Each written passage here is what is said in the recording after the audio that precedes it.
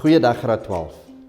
Ek is meneer Ross en ek is die HWD vir Geskiedenis en Aardrykskunde aan die Hoërskool in Tot-Soland. Vandag gaan ek met julle behandel les 1 en dit gaan wees onderwerp 3 in vraagstel 1. Nou, voordat ons daartoe gaan, wil ek net gou vir julle verduidelik hoe die vraagstel gaan werk die einde van die jaar, né? Die vraagstel gaan 6 vrae in het. 3 stelle kort vrae, brongebaseerd en 3 lang vrae. Die rede hoekom ek begin met onderwerp 3 is omdat dit is die gewilde lang vraag in vraagstel 1. Ek gaan ook hierna, as ons met ons volgende les, gaan ek die gewilde kort vrae doen. Wat bedoel ons met gewild? Dit is die vraag wat oor die algemeen in die land deur die meeste matrikulante beantwoord word. En dis ook die vraag waarin hulle die beste punte kry. Wat ons opgelet het is dat almal is nie altyd by as dit kom by wat het eintlik gebeur nie. En een van die groot redes hoekom hierdie vraag hierdie jaar miskien ewen nog belangriker gaan wees, is as gevolg van die Black Lives Matter situation wat op die oomblik in Amerika gebeur en wêreldwyd uitgekring het. So daarom gaan ons met hierdie spesifieke les begin, die burgerlike protes 1950 tot die 1970s. En onmiddellik gaan iemand by julle in gedagte opkom, Martin Luther King Jr. Martin Luther King is die vereenselwiging en verpersoonliking van burgerregte in Amerika nou. As ons dit gaan doen, dan moet ons die burgerregte beweging behandel. En om dit te doen, gaan ons kyk na wat was die redes en die oorsprong, watter impak het Martin Luther King gehad, en dan moet ons, as ons dit gaan doen, moet ons praat spesifiek oor die vorme van protes wat plaasgevind het, burgerlike ongehoorsaamheid, protesveldtogte en die kort en langtermyn voordele. Ek gaan nie te lank bly oor wie Martin Luther King was nie, né? Ons gaan net so vinnig praat oor waarvandaan kom hy. Nou, swart Amerikaners het geglo dat hulle lewens gaan verander. Onthou, in albei wêreldoorloë het daar verskeie swart soldate geveg vir hulle land, vir Amerika. En toe hulle terugkom na die oorloë, vind hulle dat alhoewel hulle saamgeveg het, was hulle nog steeds ongelyk behandel. Nou ek meen, as jy nou net vir jou indink, jy gaan verdedig jou land, jy gaan baklei in 'n oorlog vir jou land, en jy kom terug, en is asof dit wat jy gedoen het, nie belangrik was nie. Jou bydrae word as insignificant beskou, is nie nog van pas gewees nie. So die federale en die staatsregering het 'n gebrek gewys om te desegregeer. Nou, wat is desegregasie? In Suid-Afrika het ons apartheid. Kom ek verduidelik dit vir julle so, julle gaan dit beter verstaan. Toe apartheid val, het ons gesê, nou het ons demokrasie. Amerika het segregasie gehad. Segregasie is dieselfde ding as apartheid. Hulle het hom net 'n ander naam genoem. En hulle het gevra dat die land moet desegregeer. Wat beteken, swart Amerikaners moes dieselfde regte as wit Amerikaners geniet. Ongelukkig het beide die staat en die federasie het geweier. Nou, as ons praat van 'n staat en 'n federasie, moet julle ook dit verstaan, dat Amerika het 'n federale bestel. Beteken hulle het nie 'n republiek soos Suid-Afrika nie. In Amerika het elke staat sy eie wette, maar dan het hulle 'n federale regering wat daai wette kan override. Dit gebeur baie min, maar dit kan soms gebeur. So hulle het staatstroepe en hulle het federale troepe. Maar onthou, alles dit wat ons nou doen is agtergrond tot die vraag, wat het gebeur tydens die burgerlike protes? So as jy hierdie lang vraag beantwoord, oor al hierdie goed, dit moet net in jou gedagte bly as dit is die rede hoekom daar protesoptogte was. Dit is die redes hoekom mense opgestaan het. En dan gaan jy baie beter verstaan, jy hoef nie dit in jou lang vraag te skryf nie. Ek gaan vir julle verduidelik waar ons eintlik begin met die lang vraag. Dis alles nog net agtergrond. Nou, wat was die rol en die invloed van Martin Luther King Jr.? Martin Luther King Jr. was baie jonk. 26 jaar oud, toe hy alreeds 'n baptiste predikant was, of 'n leraar, en hy het in Montgomery, Alabama, het hy predikant geword. En sy loopbaan het eintlik maar begin by die Montgomery busboikot, en ons gaan nou daarby uitkom. Hy het sy filosofie gebaseer op Gandhi. Nou, as jy 'n bietjie kan terugdink aan waar Gandhi vandaan kom, nou gaan ek ver terug, graad 8, graad 9 geskiedenis. Gandhi het geglo in passiewe verset. passiewe verset, hy gaan nie geweld gebruik nie. En Martin Luther King het met daardie gedagte groot geword dat ons kan in opstand kom, maar ons gaan nie in opstand kom met geweld nie. En hy het sy filosofie gebaseer op dit wat Gandhi gedoen het, toe Gandhi sy mense teen die Britse koloniale regering in Indië gelei het. King het toe geglo dat daar kan met onderhandelings verandering aangebring word. En dit sou kom hy in Amerika swart mense probeer oortuig het dat hulle was in die minderheid. Onthou net, hulle is nou nog in die minderheid in Amerika. So dis baie moeilik vir swart mense om in opstand te kom in 'n land waar die meerderheid van die mense blank is. So die gevolg is dat hy het gevoel, as hulle gaan geweld gebruik, gaan hulle eintlik hulle self benadeel. Want jy kan nie met 'n minderheidsgroep teen 'n meerderheidsgroep in opstand kom en dink jy gaan wen nie. Nou waar kom die vraag vandaan? So as jou vraagie is, hoe het protesoptogte die burgerregte beweging bevoordeel in Amerika en wat was die rol van Dr. Martin Luther King? Dan gaan jy maar eintlik begin by die Montgomery busboycott. Nou wat het daar gebeur? In 1955 het 'n siviele regte aktivis met die naam van Rosa Parks in 'n bus geklim. En die situasie in Amerika was van so 'n aard dat swart mense het agter in die bus gaan sit. Wit mense sou die bus van vooraf volmaak. Nou wanneer ons van swart mense en wit mense praat, asseblief, dis net terminologie om die vraag te laat vloei. Dit het asseblief, julle moet nou nie dit as 'n rassistiese aanmerking sien nie, want ek het al dit gekry dat kinders my vra, meneer, is dit nie rassisties as ons praat van swart en wit nie?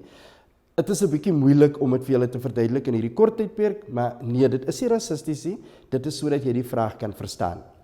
Die wit mense maak van vooraf vol. Wanneer die bus volle raak na die agterkant toe, daar is 'n sekere afdeling vir die swart mense. As die bus te vol raak vir die wit mense voor, moet die swart mense opstaan en verder terugskuif. Rosa Parks het geweier om terug te skuif en sy het op haar plek bly sit. Die gevolg was dat sy gearresteer is, nie omdat sy iets verkeerd gedoen het nie, maar omdat sy geweier het om verder terug te beweeg in die bus. Die gevolg is dat Dr. Martin Luther King raak betrokke. Hy lei 'n busboycott en hy sê dat geen swart mense gaan busse ry nie. Nou, die blankes in Amerika het geld gehad, is baie soortgelyke situasies soos in Suid-Afrika, so hulle kon met hulle eie motors bestuur. En as hulle dan met hulle motors werk toe gaan, was die busse gevul deur swart mense. So, julle sien die situasie nou in jou gedagte. Dit is alles deel van jou inleidingsparagraaf, wat jy net in so 4 tot 5 sinne vir ons gaan gee. Die gevolg is dat toe Dr. King uitroep 'n busboycott, is daar geen swart mense wat busse gebruik nie. Kan julle vir julle indink aan die verliese wat die busmaatskappye gelei het? Hierdie mense sou 40-50 km loop om by hulle werke te kom. Hulle sou saans 10:00, 11:00 van die werk afkom, soggens 5:00 weer begin loop, net omdat hulle 'n punt wou maak. En dit het gewerk. Die segregasie op busse is afgeskaf. Die busse is gedesegregeer. En vir dit alles gaan jy net 'n inleidingsparagraaf skryf. So jou inleidingsparagraafie vir die lang vraag gaan net wees dat Rosa Parks het geweier om 'n sitplek af te gee. En sy is gearresteer en dit is hoe Dr. King betrokke geraak het by die burgerregte beweging deurdat hy 'n aksie gelei het wat genoem was die Montgomery busboycott. En ons maak vir daai hele paragraaf 1 tik. Net 1 tik. So dis nie dat jy honderde punte gaan kry as jy al hierdie inligting skryf nie. So jy hoef eintlik net vir ons te noem, daar was 'n busboycott, Rosa Parks het geweier om van 'n sitplek af te klim, dit het gelei tot 'n busboycott wat deur Dr. Martin Luther King geondersteun was. En daai gaan jou agtergrond wees. Dr. King begin toe 'n organisasie met die naam van die Southern Christian Leadership Conference. Nou ek wil ook dit vir julle sê, dat in jou lang vraag vir geskiedenis, het jy die reg om afkortings te gebruik. Almal van ons wat merk hierdie vraagstelle vir jare. So ons weet, as jy gaan sê die SCLC, weet ons almal dit staan vir die Southern Christian Leadership Conference. Jy hoef nie vir jou te bekommer dat ons nie gaan weet nie.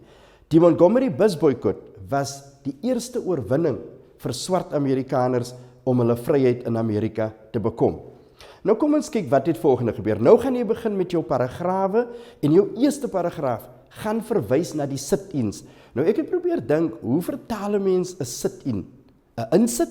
Ek dink nie dit werk so lekker nie. So jy mag sit-in skryf en hom in aanhalingstekens sit. Maar moenie vergeet nie, jy mag nie opskrifte skryf in 'n geskiedenisopstel nie. Ons vind dit elke jaar, dat die kinders wat geskiedenis doen ook besigheidstudies. Nou in besigheidstudies maak jy mos 'n opskrif van elke liewe ding. In geskiedenis mag jy nie. Jy mag nie eens inleiding skryf nie. Jy begin net met jou inleiding, ons weet dis jou inleiding. As jy by jou tweede paragraaf gaan kom, jy gaan nie begin deur te skryf sitdiens nie. Jy gaan vir ons die sitdiens beskryf. Ek hoop dit is almal nou vir julle duidelik. Jy gaan die sitdien beskryf. Nou die eerste sitdien het in Greensboro gebeur. Groepie studente het gegaan na 'n winkel toe en hulle het kos bestel. Gaan sit by die toonbank, hulle het sulke sit-down toonbanke, en terwyl hulle daar sit, het die personeel vir hulle totaal en al geïgnoreer, soos ons soms in Suid-Afrika 'n stopstraat ignoreer. Hulle het net eenvoudig geweier om hierdie manne te help. Die studente het nie beweeg nie, hulle het bly sit, want die toonbank by hierdie winkel was 'n whites only toonbank. Nou, ek het al in Suid-Afrika praat ons nou van slegs blankes, ons is gelukkig daar verby, maar Amerika het hom vir 'n baie lang tyd gehad. Is 'n jammerte dat ons nou weer hulle rasisme na vore sien kom. Hulle het gewag om bedien te word, hulle was geïgnoreer. Nou ek wil gou hê jy moet kyk, wat doen ons as ons merk? Wanneer ons merk, kyk ons vir die aksie. Okay? So die aksie wat gebeur was 'n sit-in. Daarna gaan ons kyk, daar moet 'n gevolg wees op die aksie. So wat het nou gebeur? Die volgende dag kom hierdie manne terug, maar hulle kom terug met 'n groter groep, want daar is power in numbers.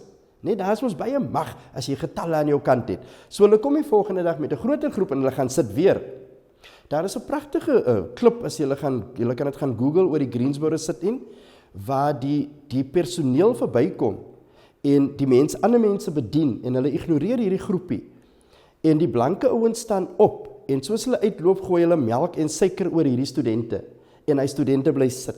Hulle raak nie kwaad nie, hulle baklei nie, hulle doen wat Dr. Martin Luther King van hulle vra. Hulle het net gebly sit. En so het hulle elke keer teruggekom. Daai aksie het nou gelei tot meer mense wat betrokke raak. Maar as jy mos nou die aksie gegee het, dan moet daar 'n uitkoms wees.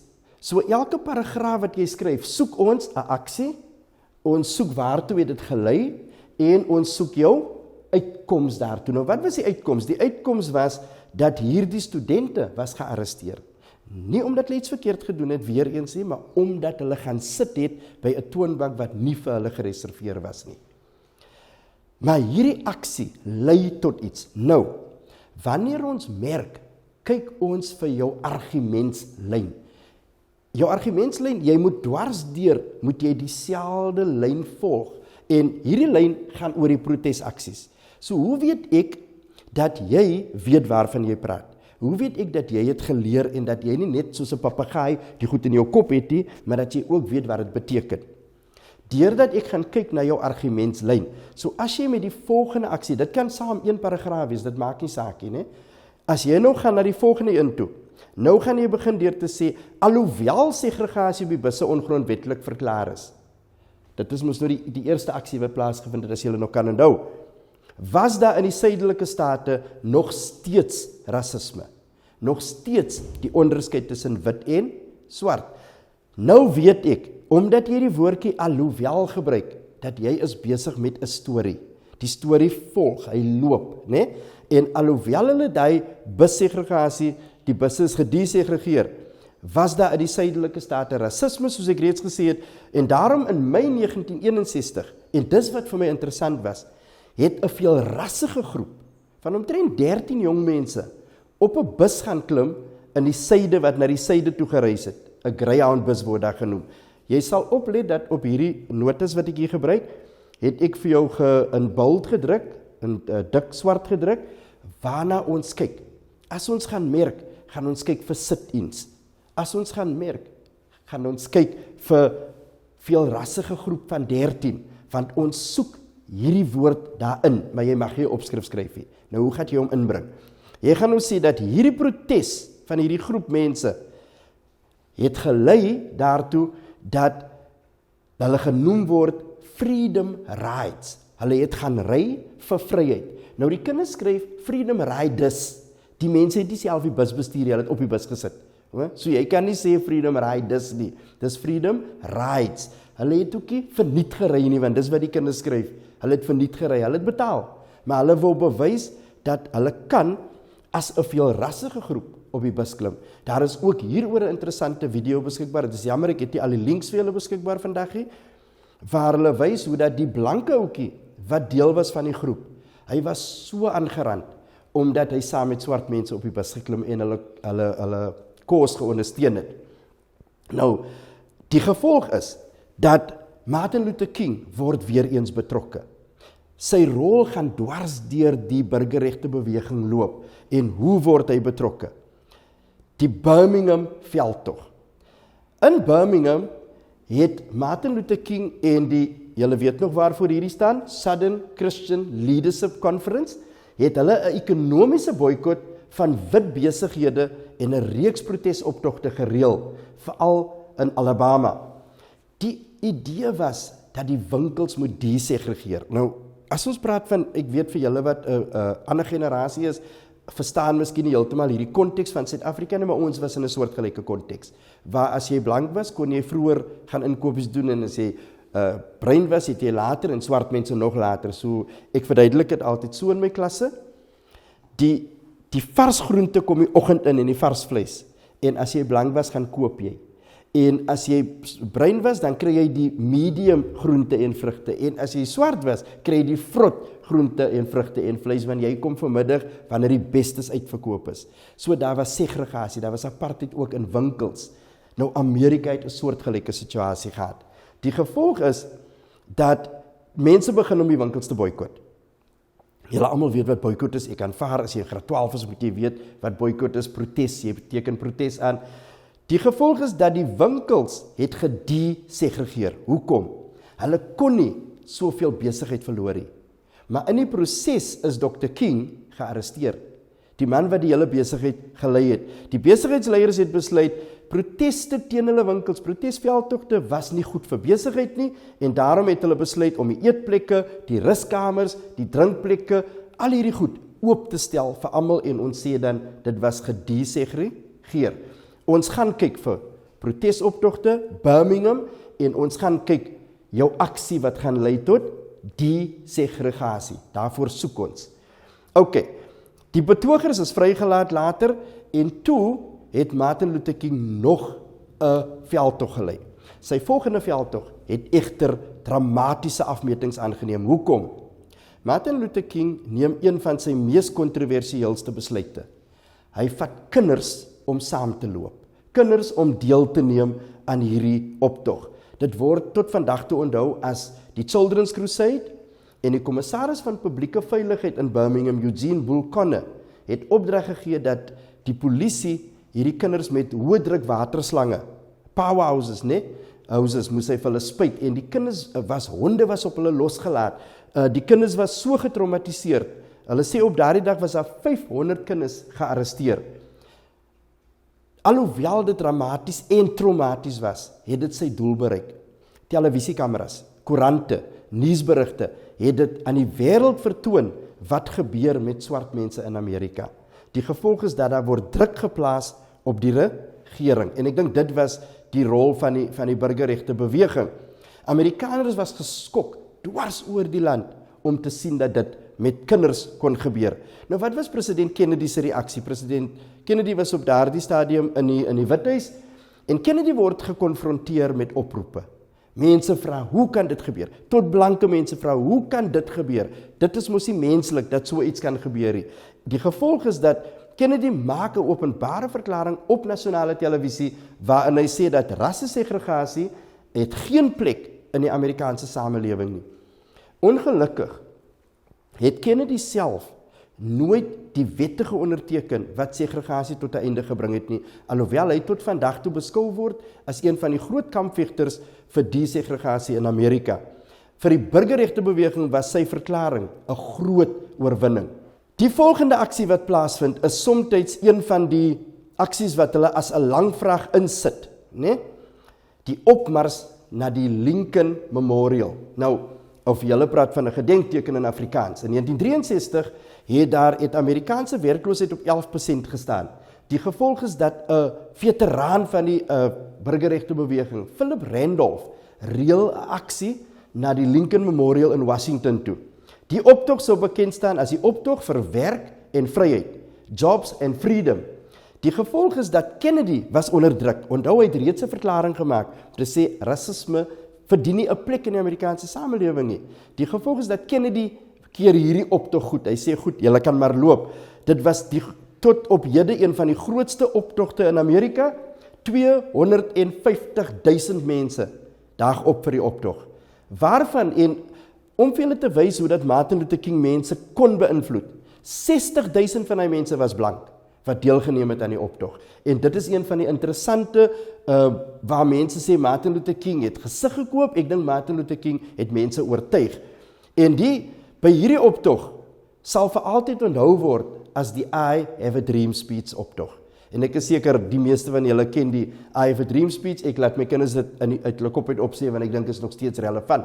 Op 22 November, voordat Kennedy self enige wette kon onderteken, word hy vermoor. Dit is baie ironies dat die mense oral in die wêreld wat vir vrede gestaan het, is die mense wat vermoor was. As jy dink aan jou Martin Luther King, jou Malcolm X, jou Gandhi, jy weet al hierdie mense, John Lennon, die sanger, almal vermoor omdat hulle vrede gepredik het. Sy opvolger, Lyndon B. Johnson, onderteken op 2 Julie 1964 die burgerregte wet, groot oorwinning vir hulle. Nou, daar was 3 optogte na Selma Montgomery, almal gelei deur Martin Luther King. In 65 lei hy die eerste opmars, hy lei nog ene daarna, al 2 was onsuksesvol. Die 3de optog het die federale magte om vergesel. Onthou ek het gesê hulle het 'n federasie en hulle het 'n staat. Nou hulle state se magte het geweier, maar toe stuur die president die federale magte in en die 3de optog was suksesvol en mense was toegelaat om te registreer, om te stem. Die eerste poging was hulle verskriklik seer gemaak deur die polisie en daai optog staan nog steeds bekend as Bloody Sunday. Ons staatstroepe het die vreedsame betogers met swepe en knippels aangeval en president Johnson het 'n beroep op die Kongres gedoen om saam met hom te werk om federale wetgewing gereed te kry sodat alle mense in Amerika kon stem. En op 6 Augustus 1965 het hy die stemregwet onderteken. Hulle het nou hulle doel van gelykheid vir almal bereik. So wat was die langtermyn en die korttermyn voordele en nadele, of ja, meestal voordele vir die burgerregte beweging? President Johnson het die stemregwet onderteken.